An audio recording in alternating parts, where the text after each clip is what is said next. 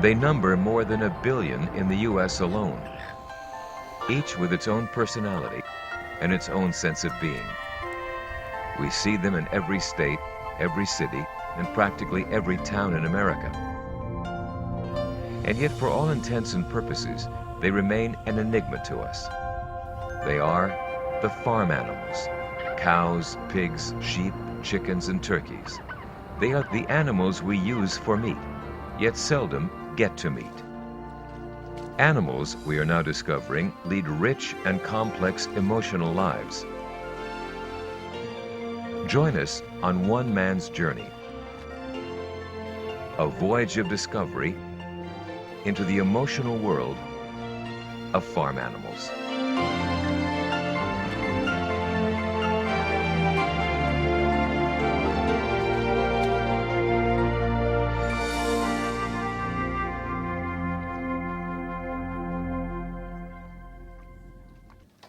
Jeffrey Mason is a former psychoanalyst who, nearly 2 decades ago, turned his attentions to writing about the emotions of non-human animals.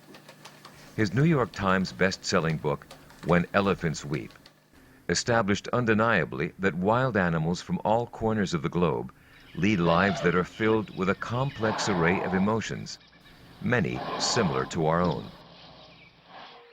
Challenged by his publisher Random House to go where no one had gone before, to research and write a popular book about the emotions of farm animals, he reluctantly accepted, and soon set out on a quest that would take him around the world and to 12 countries. Yet his first stop was a sanctuary for farm animals in Vacaville, California, less than 100 miles from his Berkeley home. Come on, sweetie.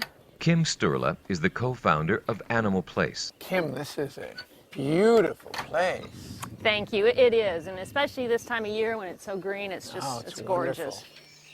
So do you mean to tell me that all the animals here have been rescued? Each one has really come from, a different situation. Some auction yards, actually some from research laboratories. And every animal, there was nowhere else for them to go. So we're really kind of their last resort here. So you would say that every animal here has had some history of personal abuse? Most of the animals here, if not all, have had a real tough beginning. And it's just that much more important that once they get to Animal Place that we try to provide them with a secure, loving environment where they're going to live out the rest of their lives. And do some of them, can you tell they've been abused in the way they react to you, or does it differ for each and every animal? Each and every one. Venus, one of the pigs, she was terribly abused, and we got her as an adult. It has taken her years. She's in her about 13 years old now, and wow. Only the past couple of years will she actually let me pet her and be So relaxed. it's a question of trust.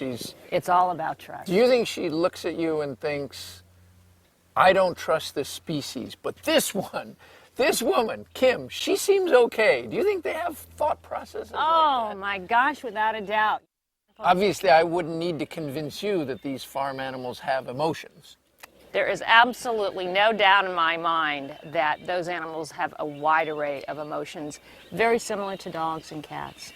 And then Sally, she was the dump on the road by the mailbox. As a seasoned author with 24 books to his credit, Jeffrey knows full well that you can't write about the emotions of any animal until you first meet and get to know them.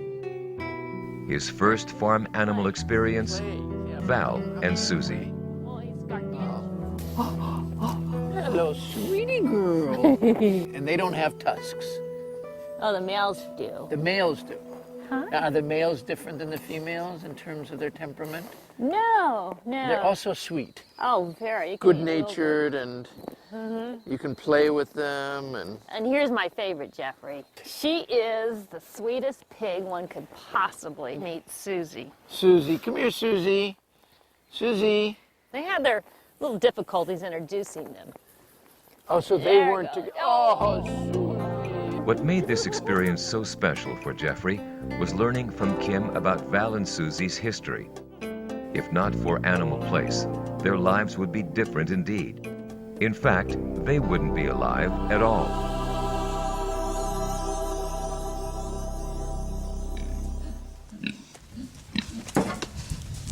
Little Susie and Valerie were pigs that were born inside a research laboratory. A cage is all they knew. You have to understand that these little pigs had never been outside.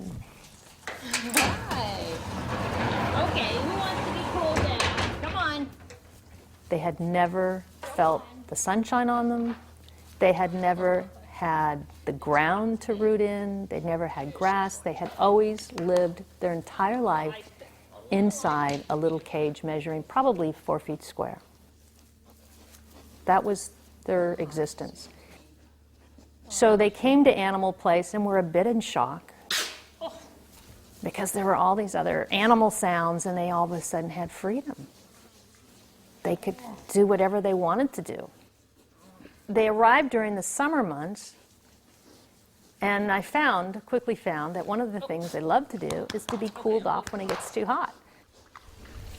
Get you cooled down.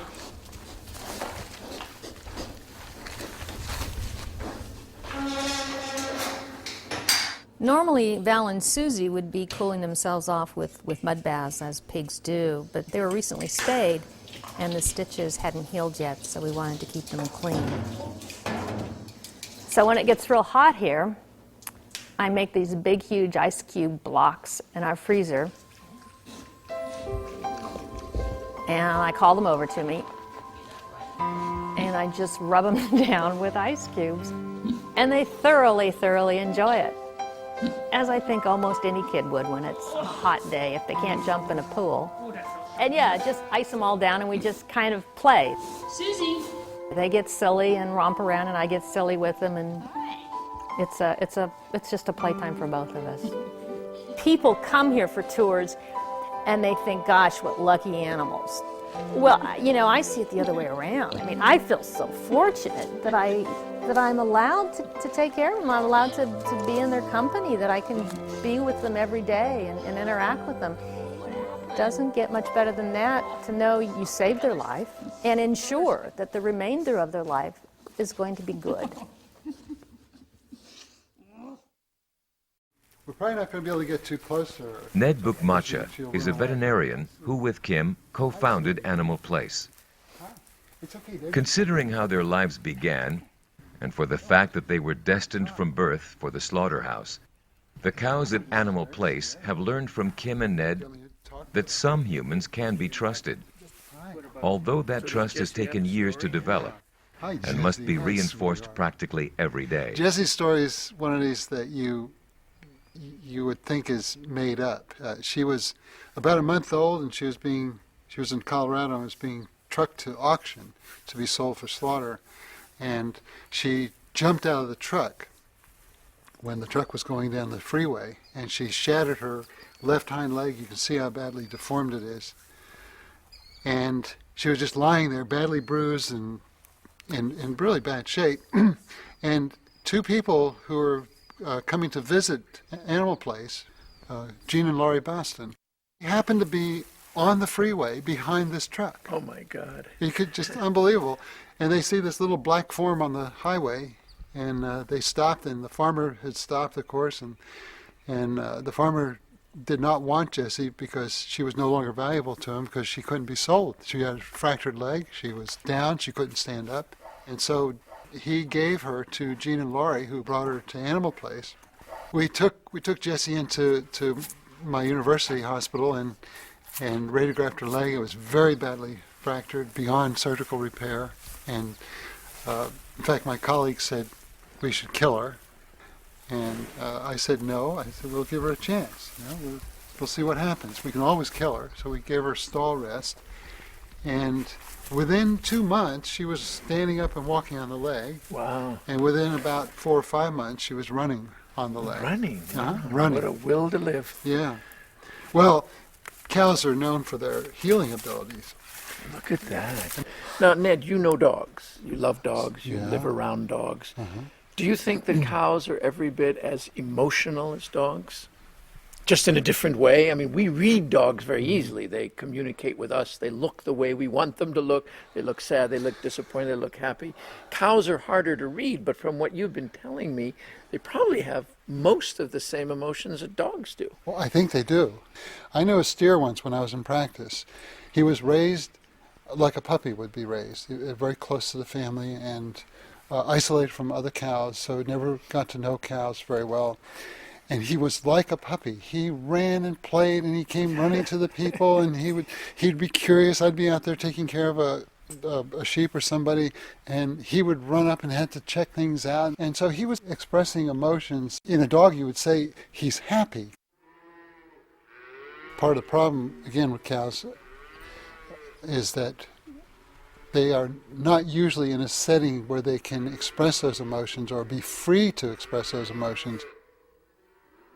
When you go to a typical situation where cows are, they're scared, they're huddled, they're nervous about human interaction, and so you see the emotion, but it's usually fear.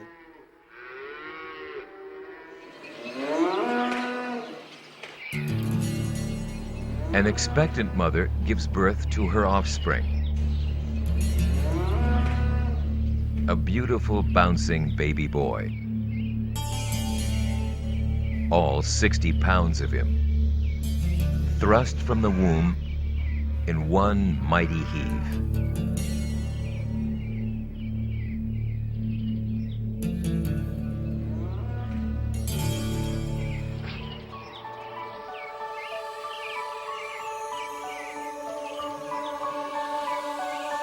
The proud mom licks her newborn for hours. Her licking not only cleans the calf, but also helps develop strong familial ties that would normally last well into his first few years of life. Cows are extraordinarily curious and social animals, and the birth of this calf seems to heighten that curiosity among all of the surrounding females, who move in closely for sniffs and gentle nudges, perhaps their way of welcoming him into his new world. This calf, like all others before him, will never know of his proud and dignified bloodlines. All of today's cows are descendants of the mighty aurochs, a gigantic creature nearly 6 feet tall, which first appeared during the Pleistocene period. Magnificent paintings adorning the walls deep in the caves of Lescou, France, depict the aurochs and signify their significant role as a prey species for prehistoric humans. Today's cows, no matter the variety in shape, size, or color, are all descended from a single species, whose hooves once pounded the dirt by the millions, from Europe to Asia to northern Africa, and whose last member died in Poland in 1627.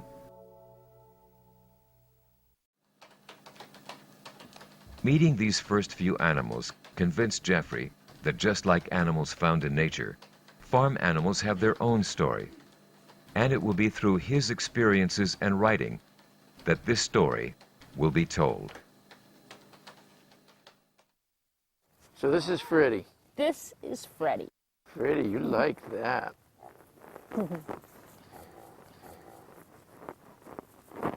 Freddie was found on the freeway. The California Highway Patrol officers just found this little 5-pound piglet roaming the freeway. I didn't want to worm him. He's too fragile to give any kind of... He was the sickest animal that we have ever taken into the sanctuary. What leg was it? You said it was severe? He had beginning stages of pneumonia. He had what's called a white muscle disease. He had a mineral deficiency. He had obvious abrasions on his back from his fall from the truck. And he had a number of other problems. So I'm sure they didn't do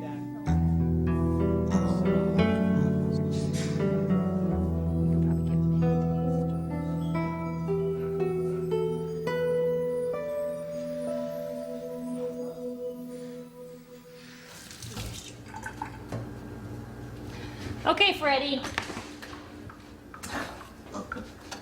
Come on, sweetie. Come on.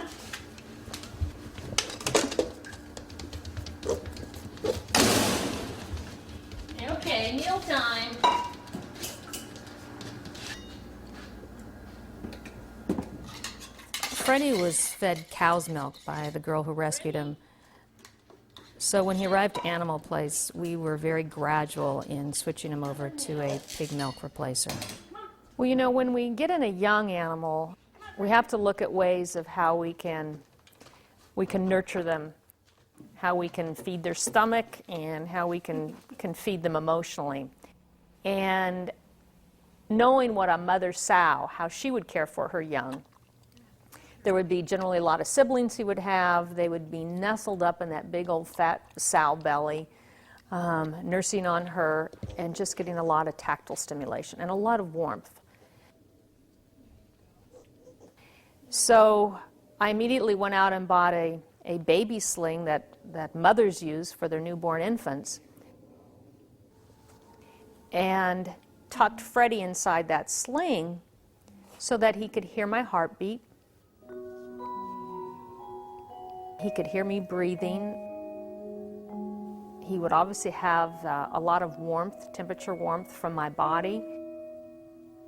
And just as my motion throughout the day, whether I'm preparing his meal, one of his mini meals that he would eat throughout the day, because we fed him about every hour and a half, or I'm working on my computer, that I was with him. And he seemed to gain a lot of comfort from that.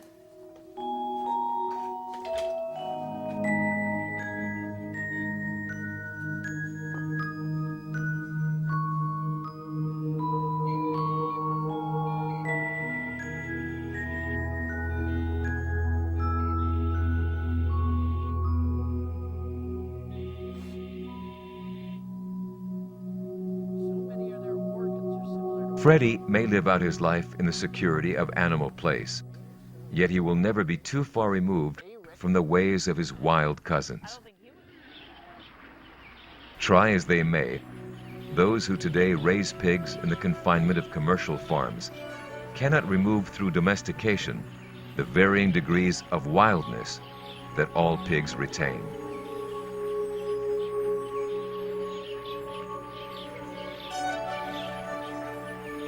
Born in litters of 5 to 6, the young piglets tend to play and sleep together, developing bonds that may last throughout their lifetime.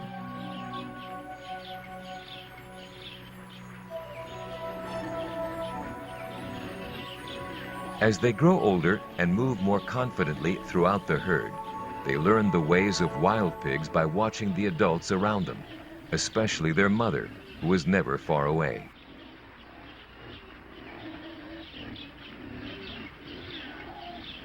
Early on, these piglets learn to root through the dirt, sniffing out tasty morsels like roots, which are part of their diverse diet, along with acorns, grasses, berries, eggs, and small invertebrates.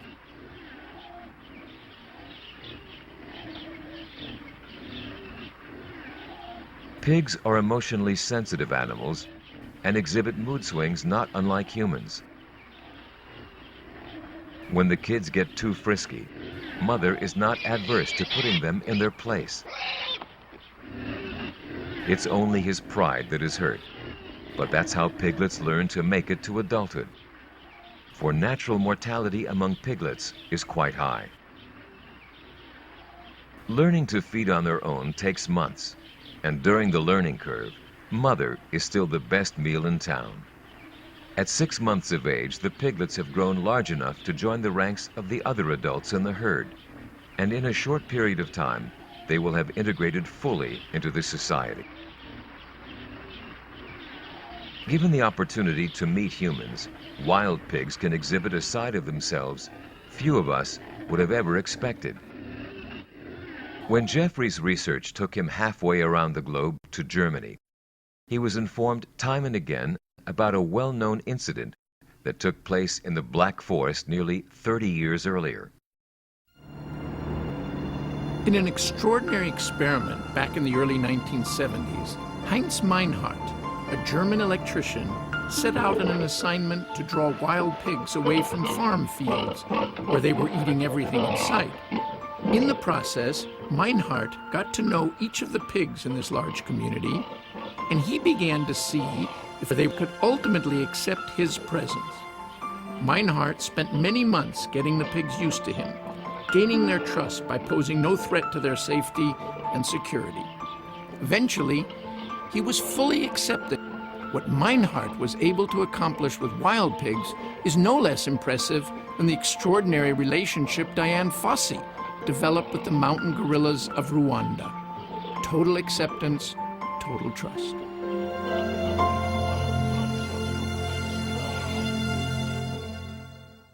First, are they pretty nice about it? It didn't take Jeffrey long to realize that just like the wild animals he has studied and written about, farm animals also possess individual personalities and all the emotions that go with it. Jeffrey is a former psychoanalyst, not a scientist, and as such, he has often been accused of ascribing human characteristics to non-human animals. They even have a fancy term for it. It's called anthropomorphism. Yet there are scientists who can expand their thoughts well beyond conventional wisdom, and in doing so, see the bigger picture that is starting to come into focus. One of these is Mark Bekoff, professor of biology at the University of Colorado, and one of the world's leading authorities on animal emotions. And anthropomorphic, I call it one of the A words. It's kind of a dirty word. But there's no way that I could communicate what I'm learning and seeing and studying in an animal without being anthropomorphic. Anthropomorphism is attributing human characteristics to non-human beings. If I tell you that the cow in the pasture was sad, was lamenting her place, I'm not saying that she's sad in the same way I'm sad, but all I had to do was look at her posture to know she was kind of sulked down, kind of just looked lethargic. I can't think of any other way to communicate that. I could tell you about her dopamine and serotonin, and I could tell you about the muscle tone in her legs and her muscles and tendons, but that doesn't capture my telling you she was either happy or sad. So I think we need to be anthropomorphic, simply taking into account the world of the animal, but using human terms to describe their behavior. When I was growing up and being trained as an ethologist, one of the key lessons to learn was not to anthropomorphize, not to give animals qualities that we've reserved for humans. Leslie Rogers is a professor of neuroscience and animal behavior at Australia's University of New England. But that's changed. I mean, basically it's changed since the 80s. So it's now becoming more and more acceptable for people who study animal behaviour to at least be looking at these as possibilities and studying them. Whereas, say, 20 to 30 years ago, this would not have been considered acceptable research. I can say now that it is acceptable research. The issue of emotion and thinking in animals is now seen as something that you can study scientifically. I mean, it's not without its problems. It's quite a complex thing to put one's mind to. So certainly not all the answers are there before us, but they are seen as problems that are worthwhile approaching using the scientific method. If we just look at the cognitive abilities of even a chick in the first few days of life, they form very good memories, they learn fantastically, they have individual characteristics that they can recognise. They can recognise one individual chick from another. They form representations, they can recognise objects that were hidden behind other things. Very complex cognitive abilities that we've seen even as being unique to humans are now being shown in the young domestic chick.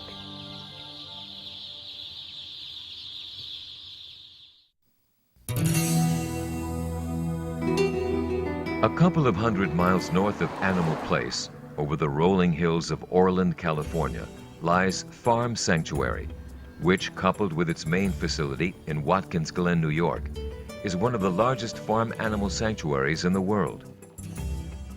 Sanctuaries represent one of the few places where farm animals can really be themselves, without the stress of the factory farming ordeal, and as such, are the perfect environment for Jeffrey to study their true emotions. Have a chicken-like chirper there? Or? I would love to. I Yeah. Diane Miller is the West Coast manager of this 600-acre haven for once abused farm animals that can now look forward to a life of peace, security, and lots of tender loving care. Diane, I have to tell you that this is the first time I've ever felt I was becoming intimate with a chicken, that I've held one this close to my I'm sorry you've been deprived. chest. Well, clearly I've been deprived. You I have. didn't realize that these animals could become so interested in us, so close to us. Is that fairly common? Can you have an intimate, close relationship with a chicken or a Certainly turkey? can. I have several good friends who are chickens who listen to me much better than my people friends do sometimes. And don't answer back, or sometimes they do. Sometimes they do, but they're very good listeners. And clearly it's not just a one-sided relationship, right? Right. I mean, she's deriving pleasure from this, and I'm getting pleasure I'd from say it. she's enjoying that immensely. She certainly has all the same potential that a person has for intimacy and affection and caring and bonds between certain individuals. How unusual when you think about it. And after all, we don't have a history of having behaved very kindly toward these animals, That's do we? absolutely right.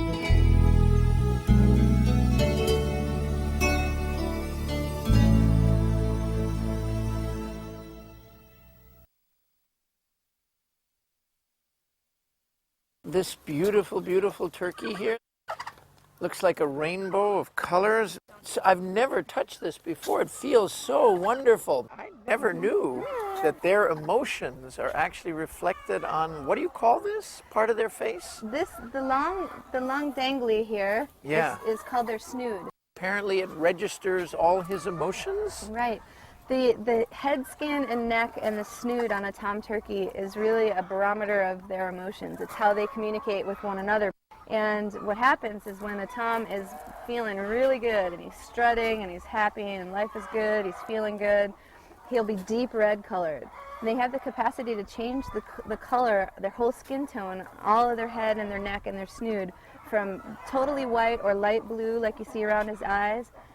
So they can go from light blue or white to all the way deep red. And when they're happy and they're strutting and life is good, they're deep magenta red. So that's how they communicate with one another. And then they can do that immediately? Right. Like in Within a few seconds. Within a few seconds.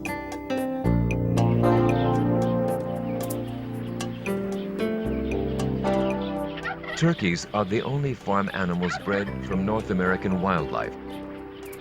Benjamin Franklin considered the turkey a noble bird and often wrote of its worthiness to be considered America's national emblem.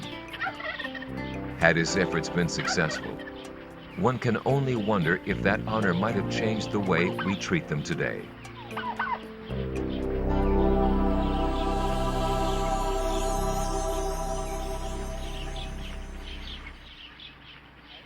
And Wow, then we that- started Farm Sanctuary in '86. Wow. We've always, there's Valentina, there's the other Hello. boy again. Hello, Valentino. You're a beautiful guy.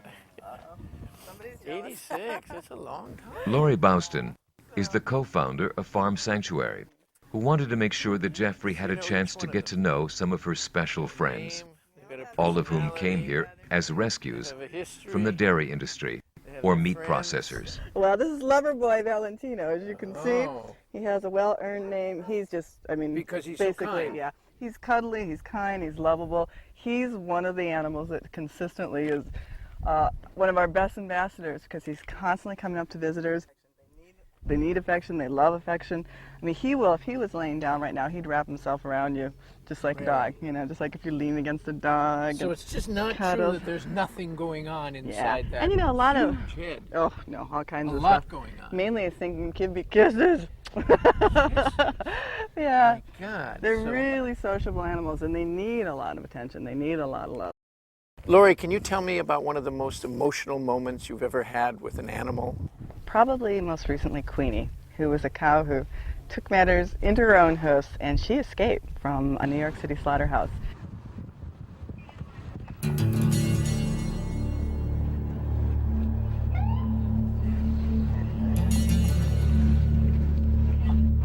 The slaughterhouse is in a really busy area of Queens, and she was running through the streets, dodging cars while they were chasing her. She was dodging bikes, pedestrians. Obviously, she was terrified and frightened and running. And by this time, a whole force of NYPD cars had joined in the chase, trying to capture her before she hurt herself or hurt another person. And it was an incredible scene of this animal just running for her life through the streets of New York City.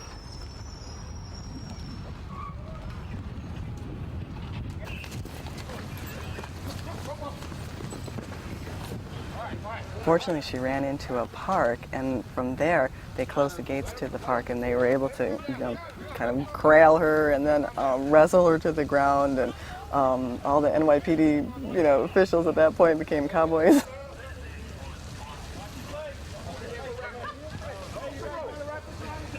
This animal who was saved from a slaughter, who saved herself from slaughter, touched millions of people, because it was really people who called into animal control saying, hey, this cow deserves her freedom, because they saw it in the news, so she moved millions of New Yorkers. It was sad, of course, because they did have to, chase her down to the ground and tie her up so she wouldn't injure herself. But of course, it was instrumental in getting this cow to the safety of Farm Sanctuary.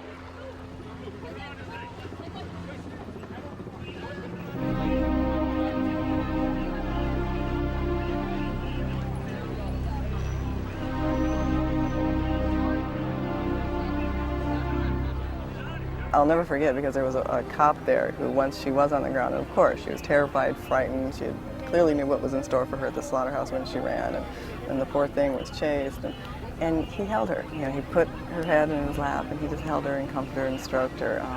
And that's just the kind of magical moment that we see all the time at Farm Sanctuary, where a person does finally bond with a farm animal and realize that these farm animals feel and have feelings too.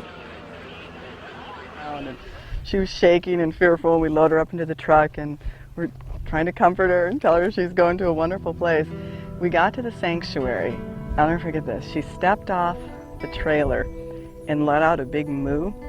And see, when the animals first come in, they have to be in a separate area to make sure they're pest-free and all that kind of stuff, and make sure they're healthy enough before they can be with the other cattle. So she had to be in a separate area. But when she let out that moo,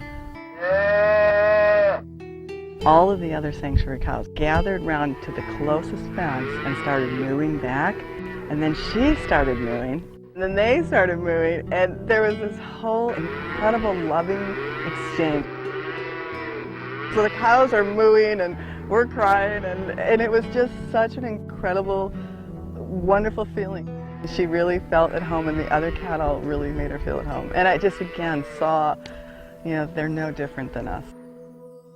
Queenie will spend the rest of her life at Farm Sanctuary, and by all rights will never experience another moment of fear. But how can we be so sure about how she feels? Mark Beckoff. Oftentimes a lucky animal escapes from or is released from a slaughterhouse condition and winds up on a sanctuary. And when you study these animals, you see very clearly how emotional they are. They go through this period of maybe lack of trust, they're not sure, to a very slow bonding. And you see their demeanor change, their posture, their stance, their gait, if they vocalize, if they have expressive faces. And you see that over time, they let their guard down. And the reason that they're doing that is they're not sure. And when you start making claims about whether an animal is sure about something, then you're saying that that animal is experiencing feelings. And you need to make this very slow transition from feeling of mistrust to a feeling of trust. Once Jeffrey got to meet these farm animals, the cows, pigs, sheep, chickens, and turkeys, spend time with them, observe their interactions with others of their kind, and watch their personalities unfold before his eyes, it made him wonder if we can ever truly associate the sentient animals with the meat on our dinner plates. Queenie is but a dramatic example of what he is referring to. In reality, she's no different from the billions of farm animals raised every year for slaughter.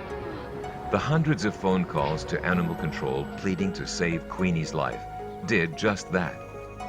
As a psychoanalyst, Jeffrey had to wonder, in the minds of all the caring people who made those calls, what qualities did Queenie possess that the millions of cows, pigs, sheep, chickens, or turkeys waiting in line to be killed did not?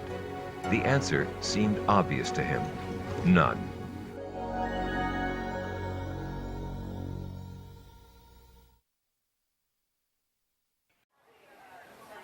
One element of Jeffrey's research has remained unresolved in his mind: the organized programs that allow school children to spend months raising farm animals, naming them like a companion animal, caring for them every day, exhibiting them with all due pride, then, just like that, giving them up for slaughter. He asked Jim Mason, a farm boy turned lawyer and animal activist, and co-author of the groundbreaking book Animal Factories, published back in 1990. Jim's history with this goes back to his early teens.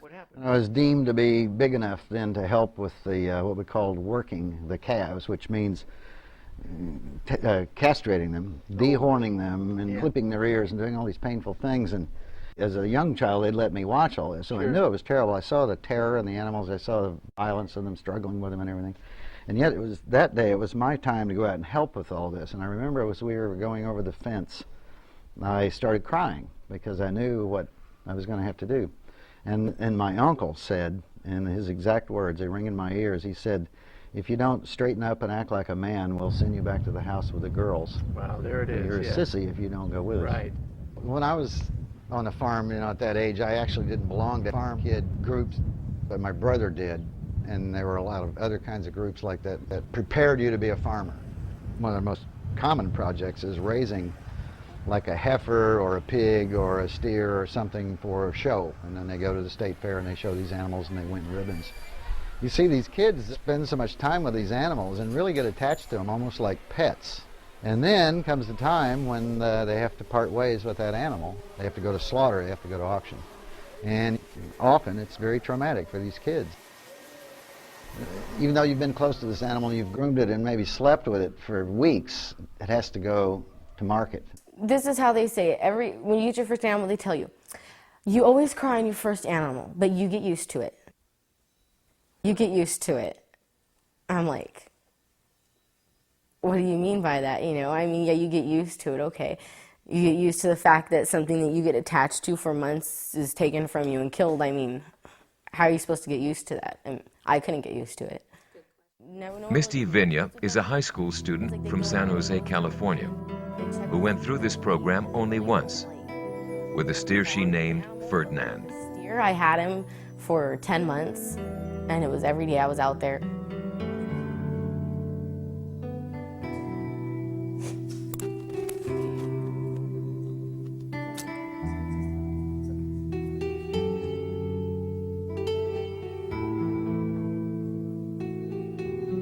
It would have been easier if we'd had a plan for him to be slaughtered from the start, but he wasn't supposed to be, so it came like out of nowhere on me. I was out there, I'd get up at 5 o'clock or 5:30 every morning, and be out at school 2 hours before it started. And I'd go out there, I'd stay out there for a while in the morning, feed him and everything, and then I would be out there at lunch most of the time, and then I had 2 periods of agriculture where I was usually out there before then anyways, and I'd stay after school until 4:30 every day after school with him. At first I thought, oh, what am I doing with a cow? This is so stupid, right? It was a steer, and it's like, I thought, it was going to be easy, and he turned into, he seriously, I always told everybody, he's like a big puppy. I would call him, and he would come over to me, and he'd put his nose in his halter for me, and it's like when I went to visit him while they had him at the fair, and I went over there, and I called his name, and his little ear turned up, and he turned around, and he started mooing, and I started crying, and everyone was like, oh, there she goes again, and I'm like, for people to say that they don't have emotion, they don't know that you're there, it's not true. The idea of discovery and proof of an internal emotional event is harder to prove, harder to control, and harder to justify in what sense that should be taken on board by anybody and for what reason. Gisela Kaplan is a professor of animal behavior at Australia's University of New England. I'm absolutely convinced that across the animal world, including our farm animals, certainly we know it of our pets. We know when they cry, we know when they're sad, we know when they have grief as pet owners. but that the same may apply even to animals that for centuries have been domesticated. But I have no doubt that those factors exist very strongly.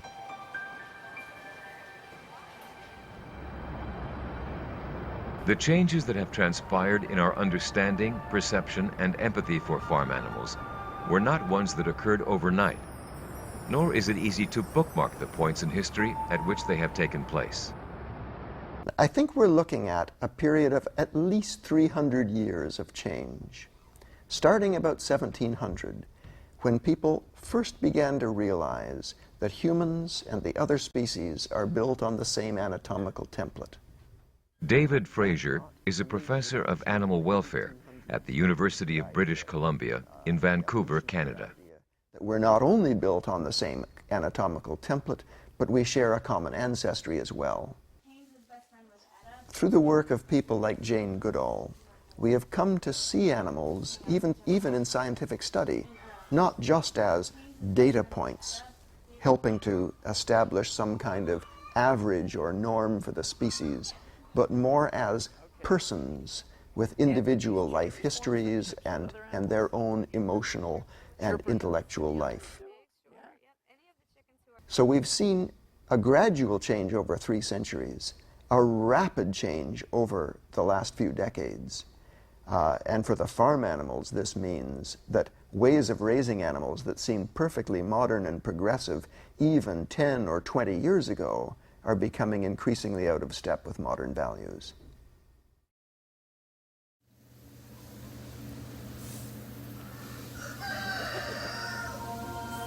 In terms of the complex emotions possessed by farm animals, a popular analogy can easily be applied. We may not be able to define it, but we certainly know it when we see it. Everyday researchers are breaking new ground and allowing us solid glimpses into the emotional makeup of these animals. In June of 2004, researchers at Babraham Institute, part of England's Cambridge University, announced they had discovered some profound qualities possessed by sheep. Qualities which will doubtless shed new light on our perception of the emotional and intellectual capacities of these animals.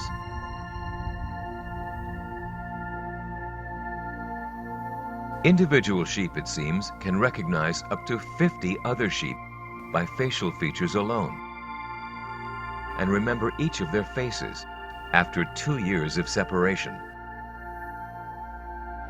This recognition is based on facial characteristics that may differ by as little as 5%.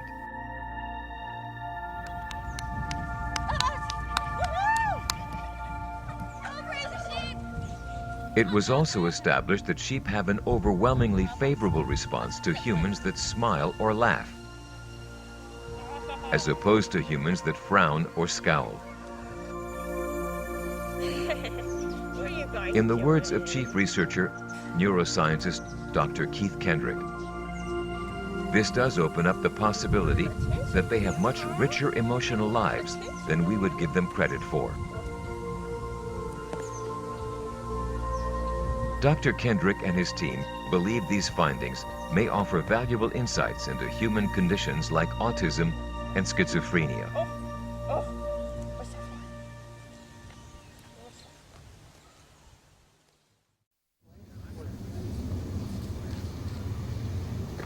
On a small farm in Machapango, Virginia, Jeffrey visits Dr. Karen Davis, founder of United Poultry Concern, a non-profit organization dedicated to public education on the humane treatment and unique qualities of birds raised for food production. Have you come to see them as creatures with a healthy inner life, with a zest for life? Is this a fantasy that I have? Jeffrey, it is not a fantasy. Good, I'm glad to hear that. Chickens are very lively birds. They come from the jungles of Southeast Asia. They live in extended family flocks that break up into small groups throughout the day. They like to dust bathe in the early to mid-afternoon, and also they take sun baths, which are also vital to their health and well-being, hygiene, and proper nutritional health.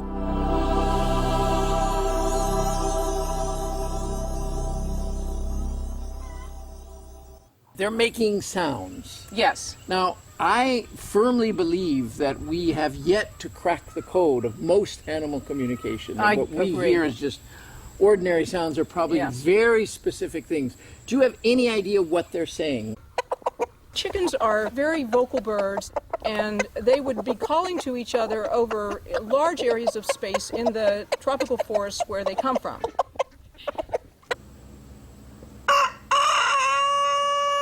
Roosters, for example, make what they call locator calls, where they will let other roosters with their hens know where they are. They keep tabs on each other. They will notify one another about overhead predators, like a hawk, and they certainly notify each other about food sources and probably many things in the environment that may elude us, but they are not just making noises.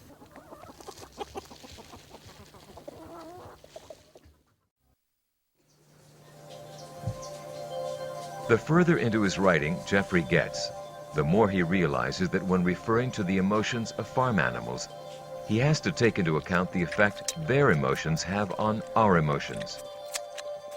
Every place he has been to, everyone he has talked with, they all have stories of deep-felt personal experiences where the emotions of the animals they have gotten to know have in kind affected emotions of their own.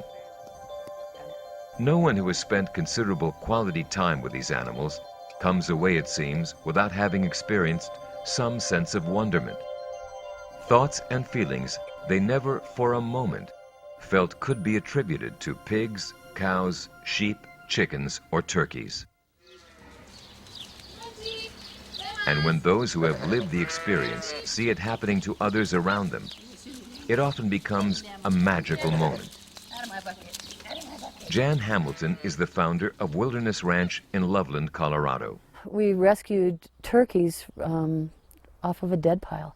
There were literally 400 or so turkeys piled up on this dead pile, and so they were in every stage of decay and dying, and some of them alive.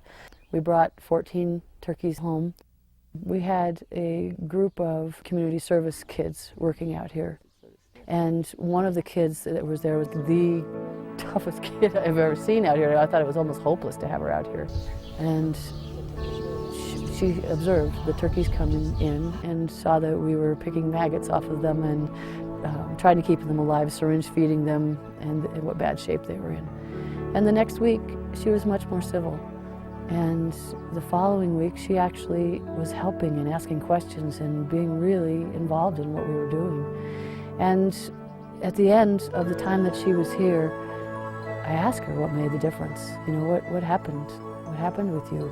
And she said the turkeys really got to her, and that they were abused as she had been, and she could see the connection. And as she left, she said, "What you do here is really awesome."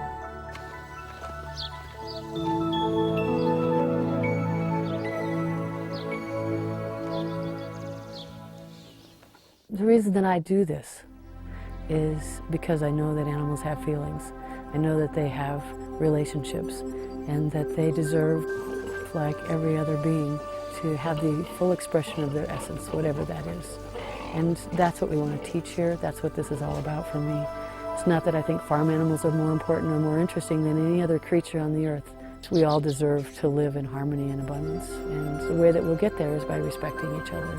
And that's what Wilderness Ranch is all about.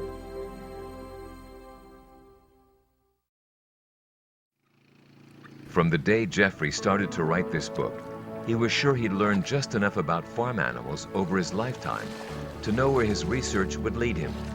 Few times in his life, he admits, has he been so wrong.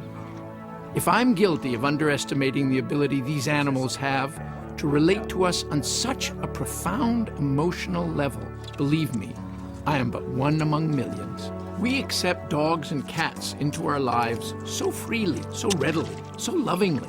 Yet, after an entire year of traveling throughout the world, visiting farm animal sanctuaries, where for the most part these animals can just be themselves, I'm beginning to wonder how we came to discriminate between a pig and a dog, or a chicken and a cat.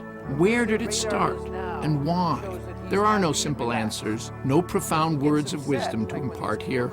All I can do as a writer is tell you, in as honest a manner as possible, my experiences and the stories of those who have dedicated their lives to bettering our understanding of these magnificent animals. The experiences I have had with farm animals are some I will never forget. Yet, these are my experiences. And just like me, on the day I began to research this book, experiences of your own are just a mouse click away. See for yourself. Somewhere near you is a place where you can go and meet a pig, a cow, a chicken, or a turkey. With your sense of curiosity fully in play, I think you'll be surprised at what you'll find. Their emotions may impact your emotions forever.